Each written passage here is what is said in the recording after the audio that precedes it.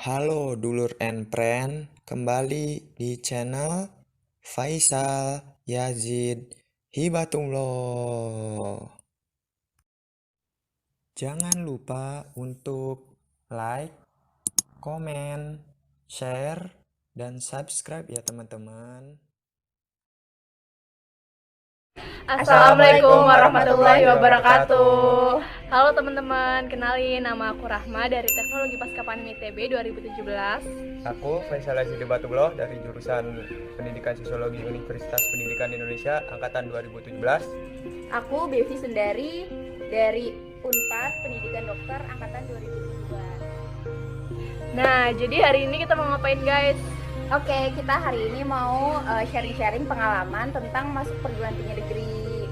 Nah, yang seperti yang kita tahu, masuk perguruan tinggi negeri kan ada 3 jalur tuh, SNMPTN, SBMPTN yang mungkin sekarang disebut UTBK, kemudian ada seleksi mandiri.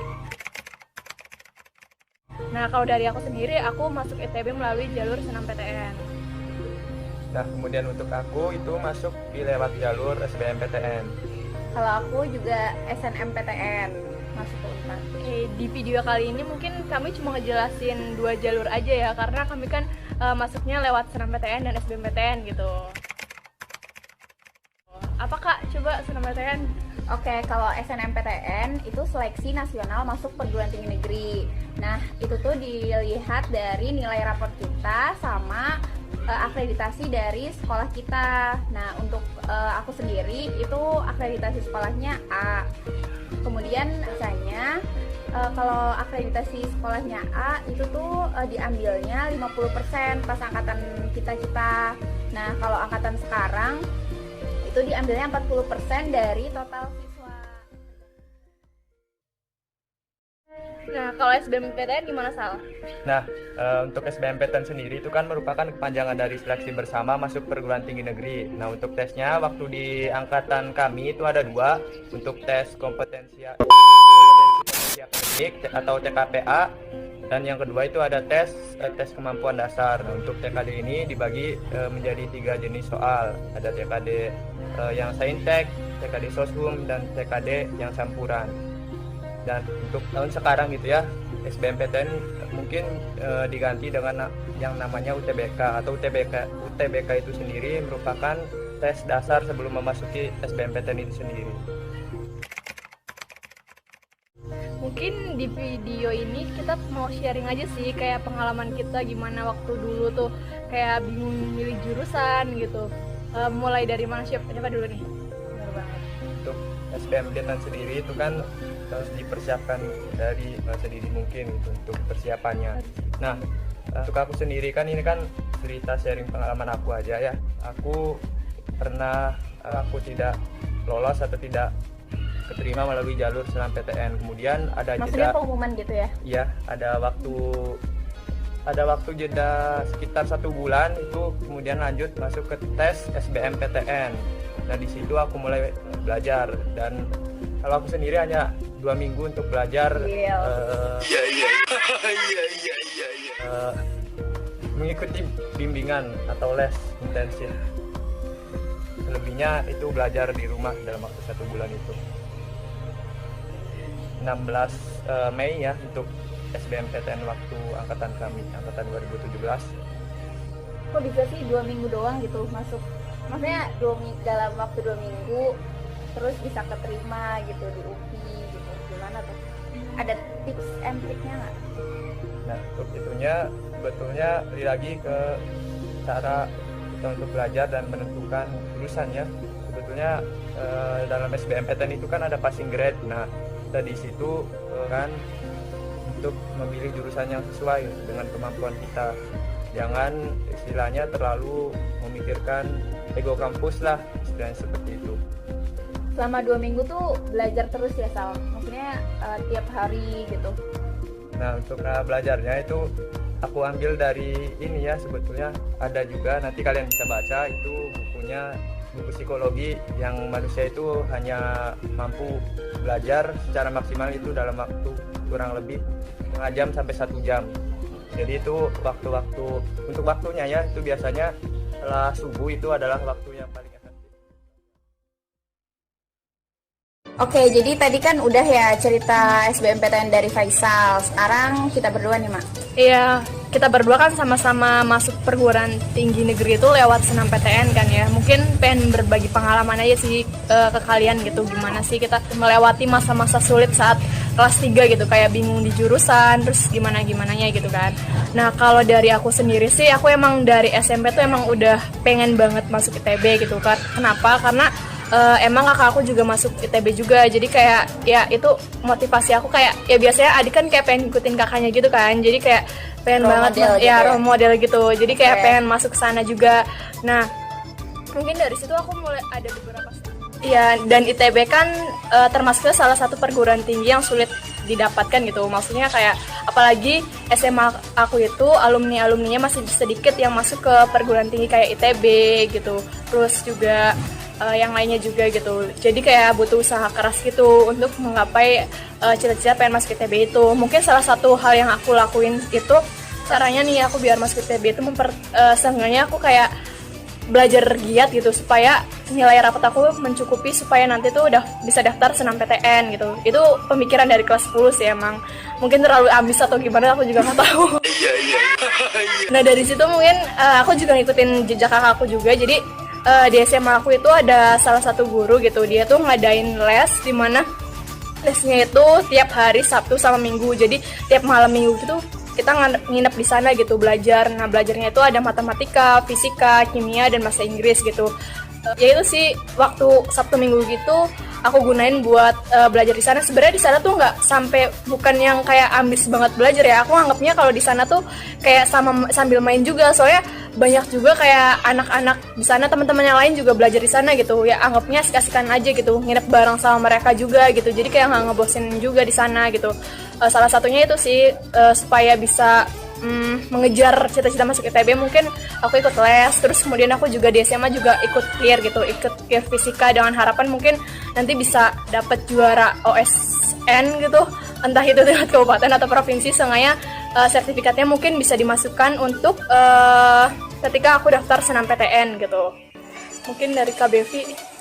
Sama sih, cerita perjuangannya hampir mirip sama Rahma. Jadi kita tuh bareng-bareng les gitu kan ke salah satu guru kita. Nah, kalau dari aku sendiri itu pendidikan dokter kan. Nah, sebenarnya itu juga salah satu cita-cita aku dari SMP itu tuh. Jadi emang udah ngincer gitu, pengen masuk SMA situ karena alumninya tuh ada yang masuk FK4. Makanya ikutan cutting gitu masuk SMA situ. Terus akhirnya milih jurusan yang sama. Nah, kalau suka dukanya kenapa bisa lolos SNMPTN ya emang dari awal tuh udah dari kelas 10 itu udah niat bakal ningkatin nilai rapot. Jadi untuk SNM kan dari nilai rapot, sebisa mungkin kita tuh harus mempertahankan nilai yang udah kita capai di kelas 10. Ya minimalnya ya naik gitu kan sebisa mungkin. Nah itu tuh kalau aku sendiri ikut les sama kayak Rahma di salah satu guru, terus sama nyita waktu Sabtu Minggu kita. Nah itu tuh banyak juga teman-teman kita yang ikutan. Jadi kita juga selain di Sabtu Minggu itu kita ada belajar kelompok itu di sekolahnya. Jadi pas pagi-pagi siapa yang lumayan di kimia ngajarin gitu, yang lain yang matematika lumayan juga yang ngajarin gitu. Jadi kayak sharing aja gitu selain di rumah.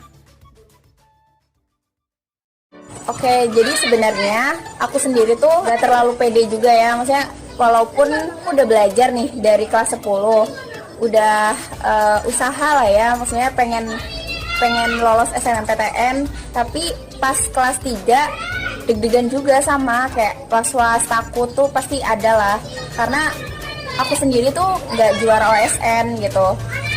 Sebenarnya aku juga udah wanti-wanti gitu, kayak udah nyiapin kemungkinan terburuk aku gitu ketika aku tuh nggak diterima pas SNMPTN. Jadi pas kelas 12 semester 1 itu tuh aku sama Rahma juga tuh udah nyiapin buat SBMPTN.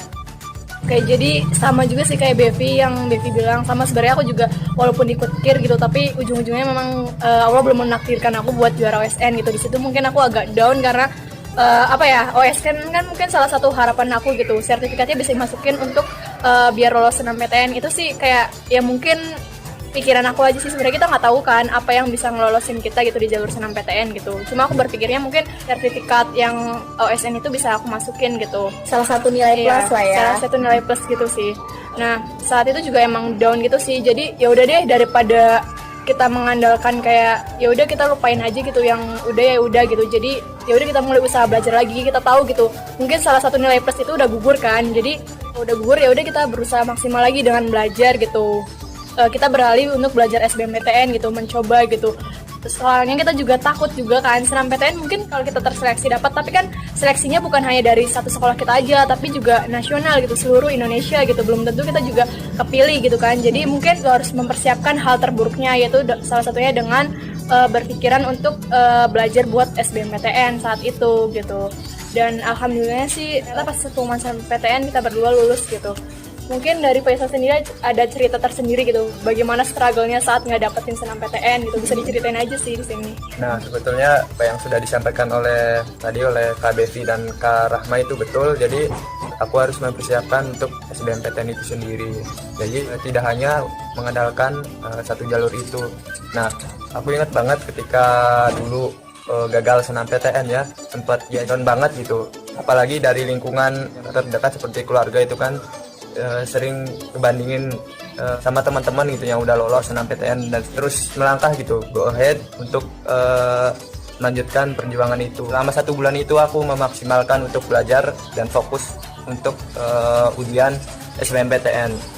Aku ingat banget tanggalnya itu 16 Mei 2017 itu untuk tes SBMPTN. Berarti nangis Sal, apa enggak? Itulah kacau pokoknya. Nggak apa-apa, sumpah nggak apa-apa. Jadi itu juga nanti masuk ke teknik belajar kalian dan memilih jurusan tadi ya. Jadi kalian juga harus bisa memilih, misalkan di Jawa Barat. Nah, usahakan kalian memilih universitas atau kampus yang berada di Jawa Barat tersebut. Tidak boleh yang keluar dari provinsi tersebut, karena itu peluangnya lebih besar untuk kalian bisa masuk ke perguruan tinggi negeri. Termasuk juga tadi yang sudah disampaikan oleh Kak Bevi dan Kak Rahma, itu masuk alumninya itu. Ketika ada alumni SMA kalian atau SMK kalian di kampus tersebut, insya Allah kalian nanti akan bisa masuk ke perguruan tinggi negeri tersebut dengan tidak sulit lah, bahasanya seperti itu. Nah, selain itu sebenarnya kan kita dari tadi bahasnya belajar terus kan. Nah, sebenarnya ada lagi yang lebih penting, berdoa terus sama tawakal. Jadi aku sendiri nih kan pas itu tuh pas kelas 12 sih kerasa banget ya, kayak aduh pengen banget nih masuk situ, masuk kuliah di situ gitu kan, kayak bener-bener kepengen banget gitu kan. Biasanya kalau manusia lagi butuh dan pengen itu tuh kayak sebisa mungkin kita usaha dari belajar, terus dari ininya ibadahnya juga kan, kayak dari mulai sholat wajibnya ya kalau bisa tepat waktu, terus sholat sunnahnya ya wow kayak duha disempetin pastilah ya, terus tahajud sama sholatib kalau misalkan emang ini banget ya, kayak emang niat banget gitu. Terus pas kemarin juga aku sempet nih kayak puasa Senin Kemis gitu, itu bisa ngebantu sih menurutku, kayak karena banget sih emang pas lagi ada butuhnya aja gitu, kayak memaksimalkan ibadahnya gitu, padahal ya harusnya tiap hari gitu. Itu kadang kalau flashback tuh kayak wow keren banget gitu, kalau lagi futur banget sekarang nih, jadi kayak kapan ya bisa kayak gitu lagi gitu. Kadang ada sih sempat pikiran kayak gitu. Kalau dari aku mungkin aku mau nambahin juga sih, sikap kita sama orang tua juga mungkin salah satunya bakal nentuin juga sih. Karena mungkin aku pernah ngalamin juga gitu, saat-saat SMA kan mungkin saat kita yang masih kayak keras kepala gitu kan, kayak cukup keras kepala gitu sih, kayak susah diatur gitu.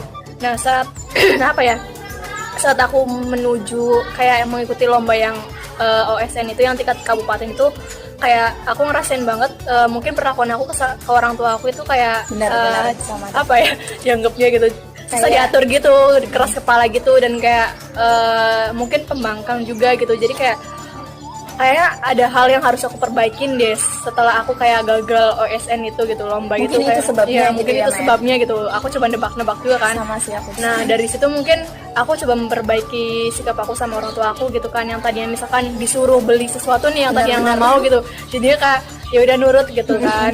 Kayak Coba- alasannya tuh lagi belajar nih Iya, gitu. Padahal iya. kan emang nggak boleh woy Nah, gitu. itu ya aku mencoba memperbaiki hal-hal seperti itu juga sih, dan alhamdulillahnya emang kayak doa orang tua tuh mujarab banget. Iya, intinya doa orang tua juga, restu dari mereka. Pasti. Masuk perjalanan hidup juga ya, nantinya akan menentukan ke arah mana kita untuk sukses. Tambahan dari aku sih, mungkin jangan pernah untuk takut gagal ya.